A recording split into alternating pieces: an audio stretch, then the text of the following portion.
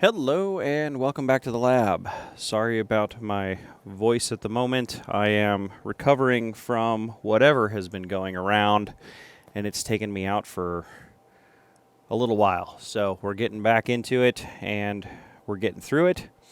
So everything's good. It's just a common cold, nothing catastrophic and major, but it did drain me for a little bit.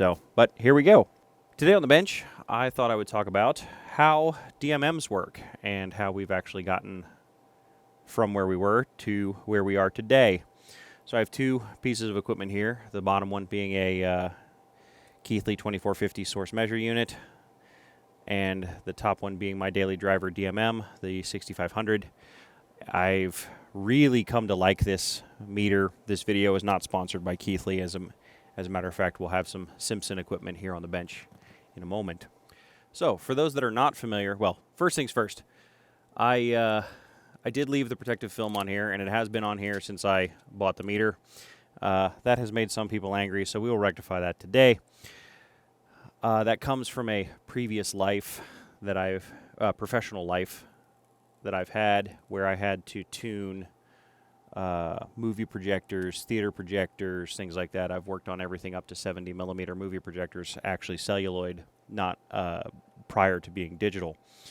So I am incredibly picky about displays and fingerprints, scratches, things like that, to an almost obnoxious extent. I will freely admit that. So I do want to get some touchscreen protectors that I can cut and fit to this meter just to make sure everything's going to be good. But for now, for the camera, we will pull the plastic off, and that will not go back on. A lot of people are familiar with what a DMM is and does. This has lots of functions that we're going to talk about. Not all of them, but a good percentage of them. If you see any time skips where the numbers don't match and it looks like there's a cut there, that's probably from me pausing the camera for a cough. The 2450 is a source measure unit. So essentially, this is a power supply with a 6.5-digit DMM built into it, but it's also an ideal current source. Now, if it was a perfect current source, it wouldn't matter if I said, give me 1 milliamp across these two terminals. If this was a perfect current source, if there was nothing hooked up to it, it would dump voltage until it arced over and gave me a milliamp across the terminals, up to 1,000,000 volts or more, infinite. Obviously, within the laws of physics, that's not very possible. So we do have some limitations. So what I can do, we'll ask it for, we will set it to source current and measure voltage. So I will set it to source 1 milliamp, and we'll set it at a current limit of 200 volts, which is inside the power envelope of this unit. And if I turn the output on, it's going to try to give me a milliamp, but it's gone into limit mode, so I don't have the display set up correctly.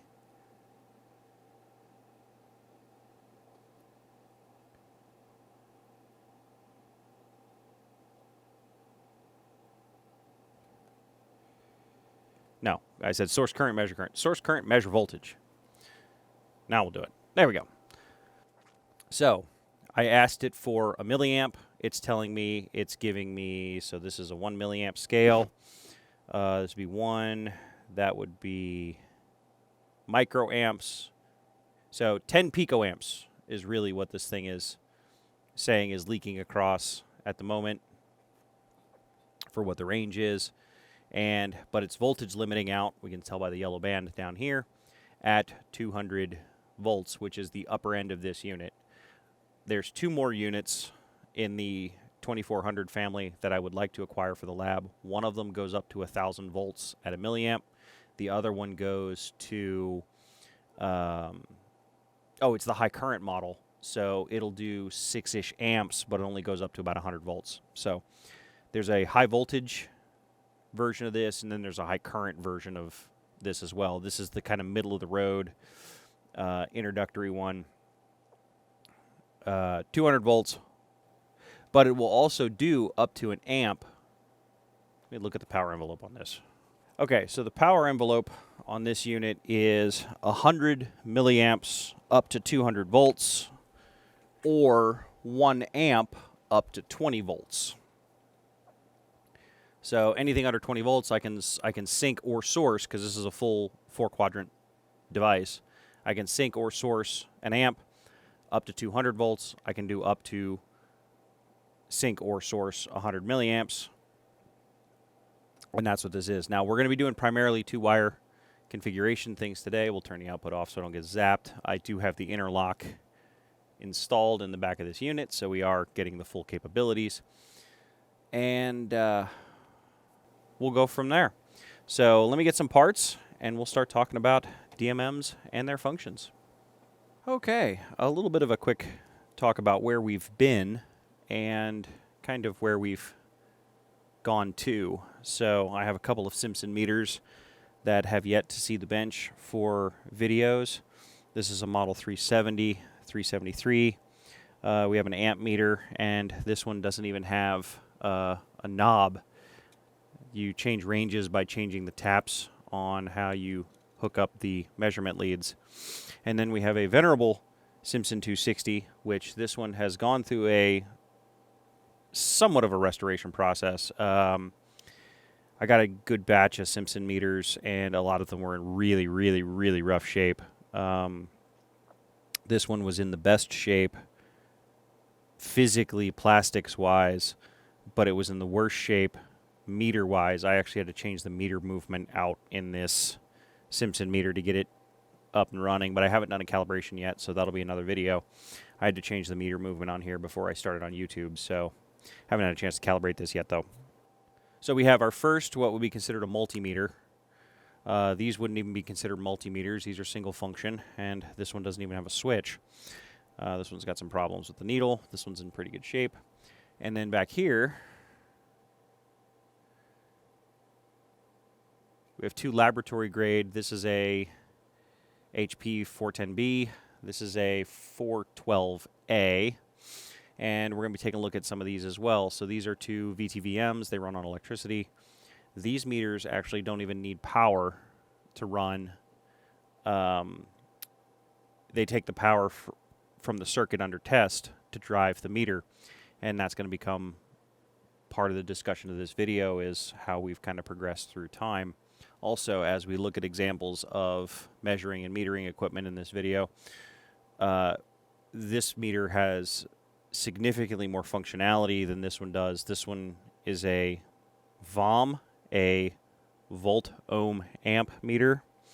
Not really a true DMM, but I can do current, voltage, AC and DC, as well as ohms. Ohms does require a power source in the meter, and that's one of the things we're going to get into, because that's something that is really important depending on what you're measuring. Some of these meters, if I tried to test some of the tunnel diodes and some of the things that I work on, they'll destroy the irreparable device under test. So, but we'll get into the whys of that a little bit later in the video. So, and then these meters, obviously, these are single function meters and things like that, and don't do anything else. So we have DC milliamps, DC amps, and that's it. That's all they do. So the if you'll notice on the back of these meters, they have kind of little plastic feet molded into the case of the meter. These meters have to be used flat on the bench for the needle to be accurate. These needles are very balanced, and they're meant to be used in a certain orientation.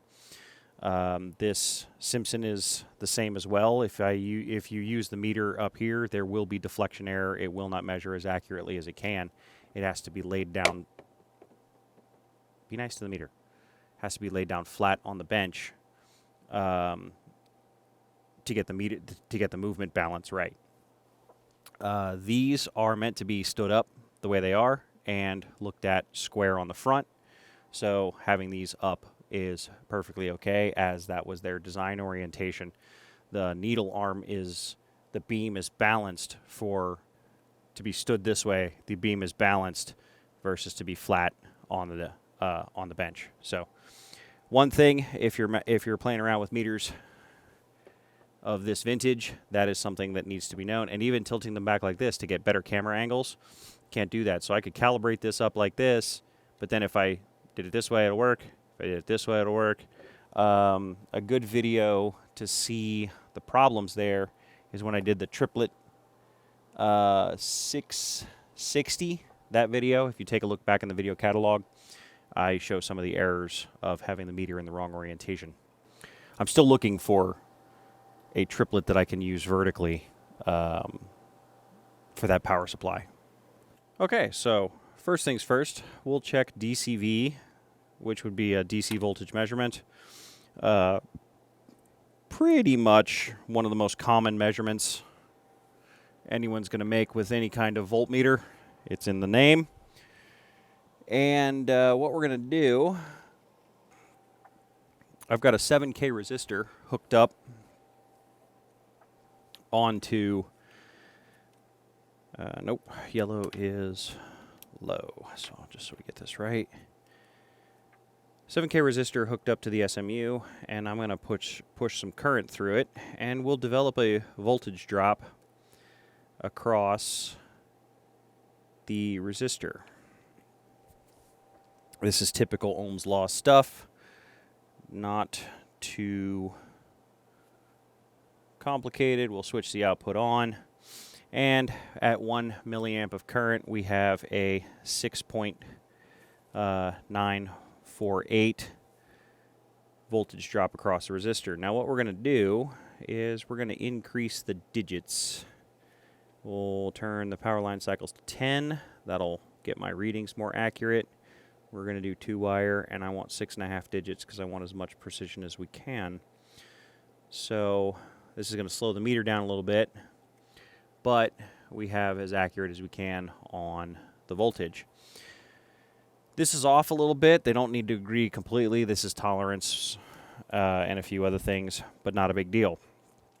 So I got the VTVMs fired up, and this will be some good tests to show some of the differences. So the DMM is presenting a high impedance across this resistor. Here's the measurement setup right here. We have the power coming in and the measurement points closer to the resistor.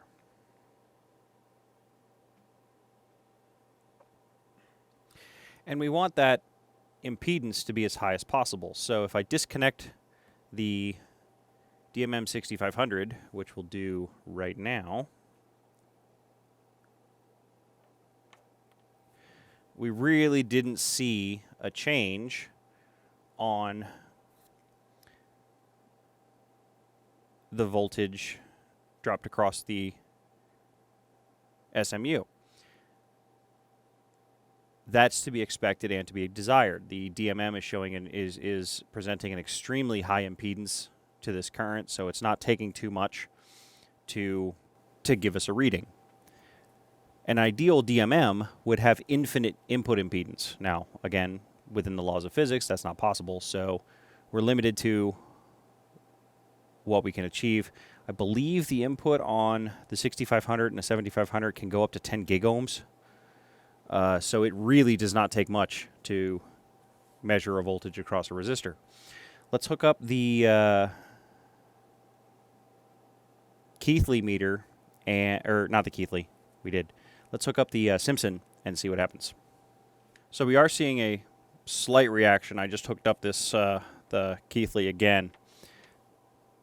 We're disturbing the measurement almost in the noise, but this would be tens of microvolts.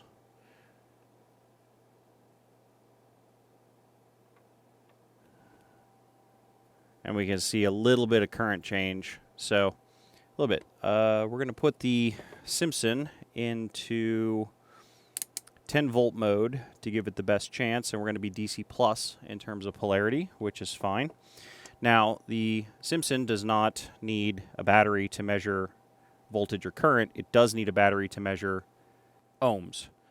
The impedance of the meter is what we're kind of interested in looking at right now. So even though the dial may not be correct, we'll see some reaction on the SMU at this current mode. So we're going to go blue's on the plus side, yellow's common, and we're going to hit, and we have deflection, and we're drawing we have less of a current drop, or less of a voltage drop across the resistor due to the input impedance of the Simpson. So I pull this away, we go up. Now this is the burden the meter is presenting to the circuit. Sometimes this can matter, and we're in hundreds of milliamps, so we actually drop 200 milliamps because of the input impedance of the DMM. Now, these DMMs are DMMs. The Simpsons are specified in ohms per volt. So every volt you have across the terminal, it will present, I think it's 20,000 ohms per volt on these. So it will present 20,000 ohms of input impedance to the circuit under test. Essentially what that does is if we're pulling we'll call it 6 volts to make the math easy, 6 volts on the circuit, and we hook up a Simpson to that, it would be like putting a 120 ohm resistor in parallel with our measurement. So in some circuits that might matter, in some circuits that might not matter. Remember, this is a perfect current source. It's pushing the current we asked for, and it's adjusting the voltage accordingly. So this is where input impedance, and in some circuits it matters. Like if you're hooking a Simpson up to a battery, no big deal. There's plenty of current. It just overrides the input impedance, and the measurement's okay. If you're hooking this up to a very sensitive input stage of a VTVM, something like that, where it's a very high impedance circuit, the burden of the meter can cause measurement error and measurement error if not properly accounted for. Okay, since we're going to do this in real time on the screen, I am going to hook up the 410B into circuit, and we'll see what that does to how excited that gets the SMU. Now, the 410B and a lot of VTVMs, these are incredibly high impedance devices. They have a vacuum tube on the front end. We should not see near as much burden to the circuit under test from the VTVMs due to the sometimes incredibly high impedance inputs on the front ends, which is ultimately what you want and are looking for when designing a circuit or designing a piece of test equipment. So, for the vacuum tube, for the 410B, the black probe, the common probe is just the alligator clip. The black probe is the DC side. So we'll hook this up. Now, without a meter connected to circuit, 6.948 is what our voltage is. We will hook this up. And I need to put this in the right range. 10 volts.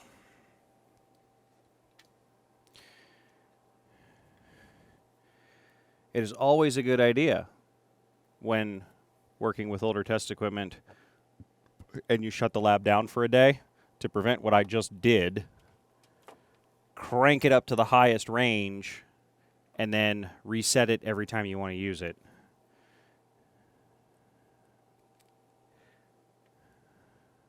All right, so 6.94824.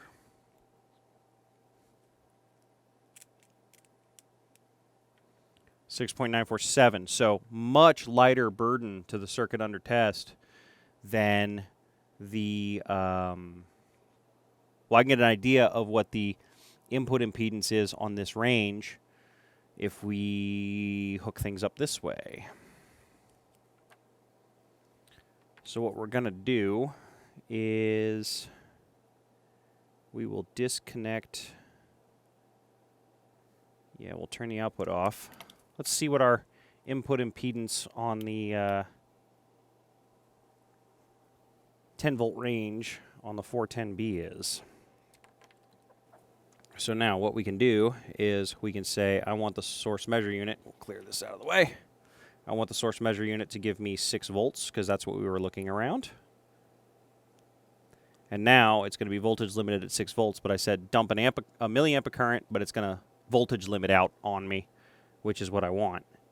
So yellow is common, so that goes to force low. Blue is force high. We are hooked up to the probes, and we are going to hit go. And we have reactions. Just over 6 volts, no problem there. And if we come in, we're sourcing 999993. But if I go to source voltage and measure resistance,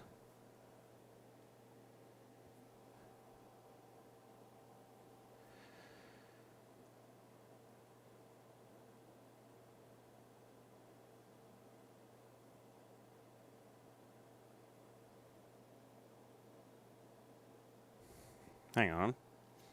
It helps when you tell it how many volts to give it.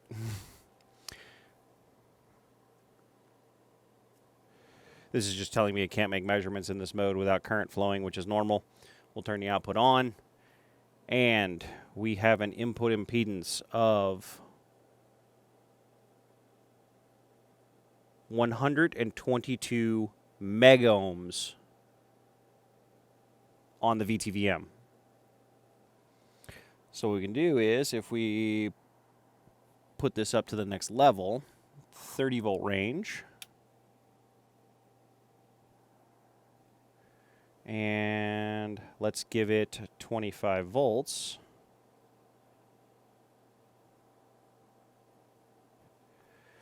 So we have a static impedance on the VTVM, which is what all modern meters do as well.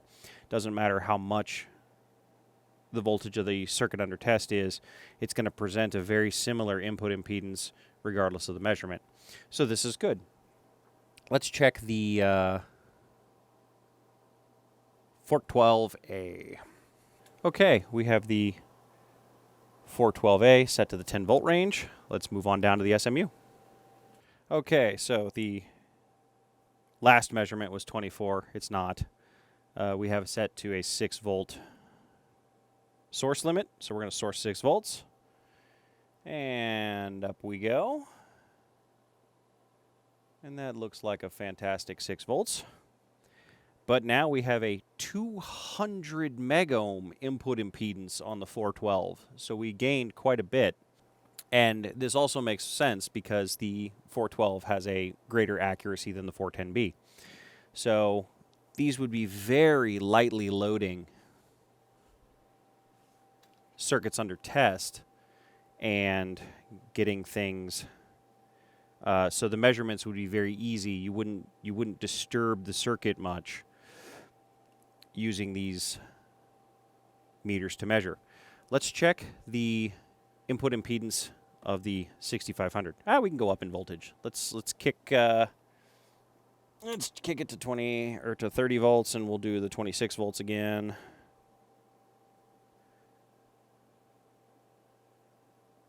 Yeah, still 200 gig ohm or 200 mega ohm. So very nice high impedance measuring circuits. Okay, I have the lines hooked up to the 6500, and we have input.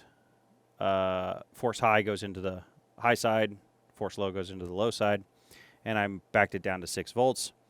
I do believe this one does switch input ranges, I think on the lowest range. So if I'm remembering the spec sheet correctly, which I'm about to find out because we're going to measure it, on some of the higher ranges, this is a gig ohm of input impedance. On some of the lower ranges, it goes to 10 gigohms of input impedance. So we even have more input impedance on the 6500 than we did on the HP equipment, which is also pretty incredible. So we'll hit the go button, and obviously we will see 6 volts, which is what we asked for. Totally fine. However, our input impedance is 45 gigohms, which is just nuts. So very minimal loading to the circuit under test from some of the more modern meters. And this is what we're talking about has always been a problem, but it has been improving with the generations of equipment. We can bounce this to 26 volts, just like we've been testing everywhere else. It's on auto range, so it's just going to do its thing. Now, we did drop down, so it does switch. So we did drop down to 10 megohm. So this now hit its 10 megohm range, not its gigohm range. So there is a little bit of circuit switching in the 6500, and we are on the 100 volt range for the 26 volts. Let's see if we go to 9 volts. Is it the 100 to 10 volt?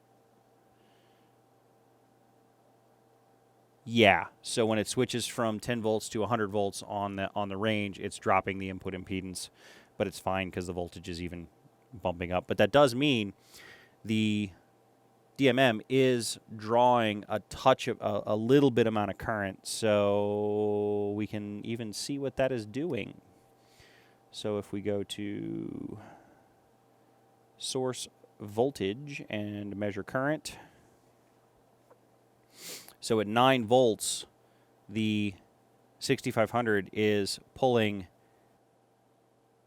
100 picoamps out of the circuit under test. Very, very small amount of current. Now, the thing is this unit with proper probing and things like that, this is not proper probing. You can see how much moving around as I move my hand and things like that and touch the unit. The 2450 is capable of measuring down into the femtoamp range. So we're below tens of femtoamps, if I remember correctly. So we're well within its capability to measure. So now if I bump this up to 100, though, well, we'll do 26 because we've been doing 26 forever. If we bump this up to 26,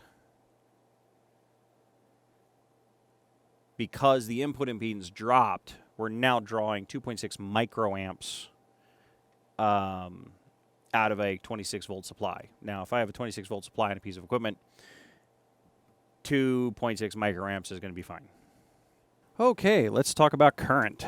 So the next function I want to talk about is DCI. So we're not even going to talk about AC current in this one. We're going to talk about DC. To be perfectly honest, I never thought I'd have this much to say about DMMs, so I will probably be splitting this into a couple videos because it's already getting kind of long, and I've only talked about one function. So I've grabbed a couple of meters that I had and I use on a regular basis. We can't use the VTVMs for current measurements because they don't support current measurements at all. So for current, I have to use a modern well, my Tektronix ones support current, but the VTVMs don't. However, one of the things you'll notice when picking and speccing equipment is benchtop meters, they tend to support about up to 3 amps of current. They're not really high current meters. These handhelds can do 10 amps of current, but these are more industrial meters for working out in the field. This Simpson does goes up to 1 amp. This one goes to 25. So we're going to do all the testing at 1 amps. One of the things that's really important about current measurements is the burden voltage of the meter. This is how much voltage the current measurement takes out of the circuit under test. Now, if I'm hooking one of these up to, say, a breaker in an electric panel, do I really care about the burden voltage of a couple of volts? Not at all. It's not going to care if I'm measuring the current draw of a furnace or something like that, or of a branch circuit in a building. if I am doing a current measurement in and out of a battery pack on a battery-powered device, is the burden voltage going to matter? Absolutely. Not here. Here. So they, especially with current measurement, they can be tailored for different things. And one of the things with higher-end power supplies, similar to this, you can use this as a power supply. It's overkill, though. But like my Keithley 2281, it has a really good current measurement built into the supply. So you don't need to hook up an external meter. You can just get it right off the supply. Even this Rigel down here has good current measurement off of the supply rail, so it's not really a problem. That's one of the nice-to-have features for power supplies, from the slightly more modern stuff to the more analog stuff. But even my triple output, my Power Designs power supplies, flip a switch, you have current on the dial meter, so you just can't watch it both at the same time. But burden voltage. So when you set up a current measurement, you do have to break the circuit, and you have to put the meter in series with the circuit that you're measuring. So if we were doing a battery, you would put the high side of the battery in, or actually over here, high side of the battery in, common goes out to the circuit under test, and then do the measurements that way.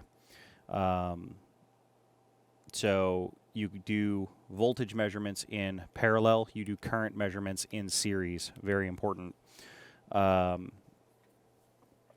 for burden voltage, I'm just going to use the source measure unit because I can get away with it, because we can just direct measure the burden voltage of all these meters. So we will hook up the SMU here, and what we're going to do, we're going to ask the SMU to output 1 amp, and we're going to ask the SMU to go up to 10 volt, because we're not going to need any, because obviously the better the meter is, the lower the burden voltage. So ideally,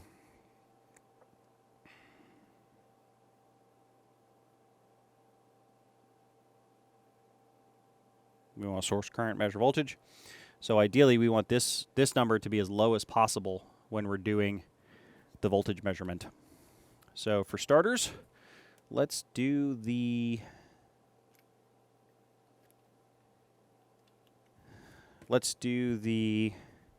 DMM 6500 and see what we get.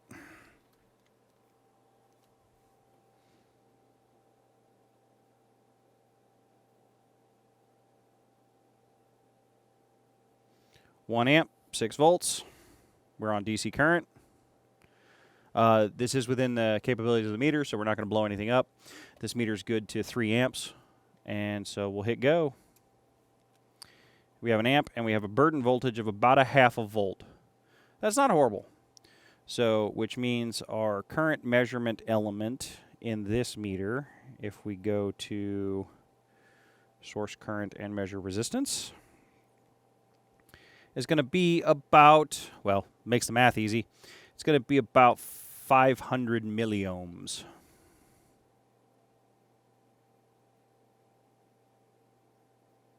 Because we're doing 1 amp, Ohm's law holds, the resistance of the element will be the same as the voltage dropped across the element at 1 volt.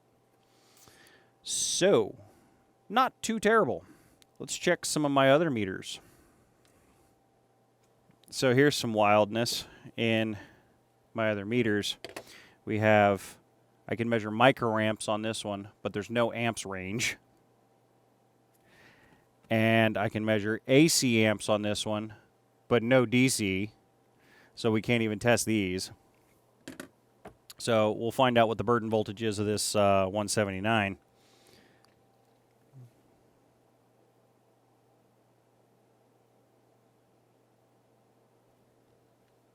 $300 milliohms, so burden voltage of this meter is better than the 6500.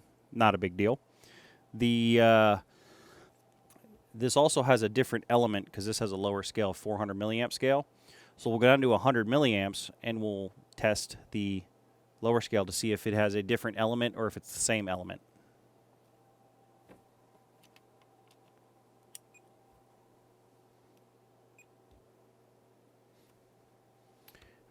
right, we've got, we need 100 milliamps.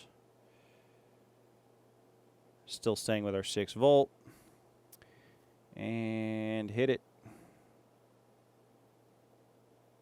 Nah, pretty close. But I bet you our resistance might be different. Yeah, 2.1 ohms. Let's check the resistance on the other side.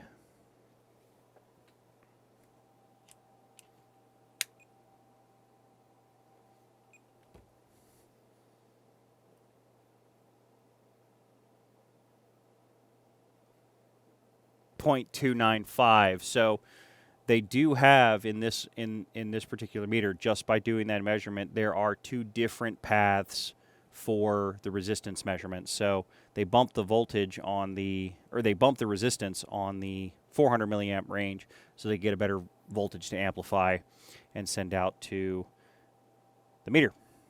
Let's check the DMM, see if it's has some different range, resistances on ranges. All right, we'll ask for 10 millivolts, and we'll see what the voltage range is. So at 10 millivolts, we're at about 12 ohms, and we're on the 10 milliamp scale. Let's do 100. Oh, whoops, 100 milliamp.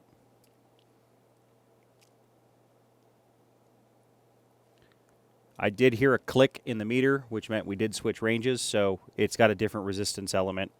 And I can almost guarantee if we go to 500 milliamp, another click, and yet a different resistance range. So we definitely have multiple current sense resistors in the Keithley. That is to lighten up the burden voltage and get better measurement accuracy. So well done, Keithley. Let's check the Simpsons, because these are going to be bad. This was one of the places where more vintage equipment struggled. Okay, we're on the high amp Simpson now. We're going to set it to 1 amp. Going to give it all of it. Let me tilt this down. And now what we're going to do is we're going to hit go.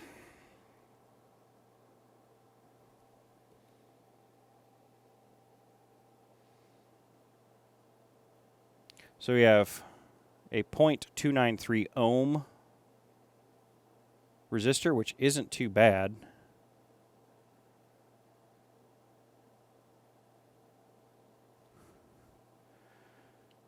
Let's see what happens if we move it over here. It's not going to measure well, but I should be able to measure the resistance.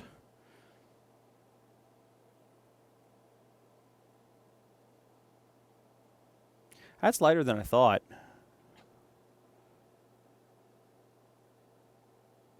But that means our burden voltage is going to be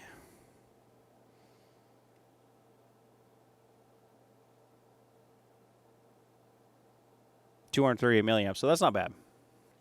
Compared to some of the DMMs, the HP one that I had in the lab for a while was really bad for burden voltage, like 2.5 volts, something like that. It was horrible.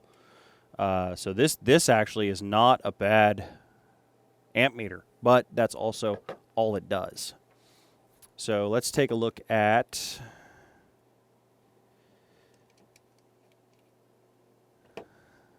the 373, and we'll do 0.5 milliamps because we're on the 1 milliamp scale. So this actually should give us pretty big deflection.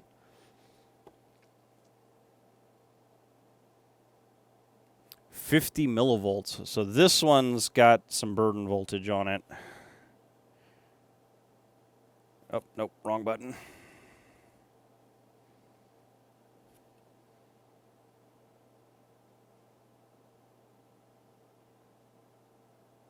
So we have a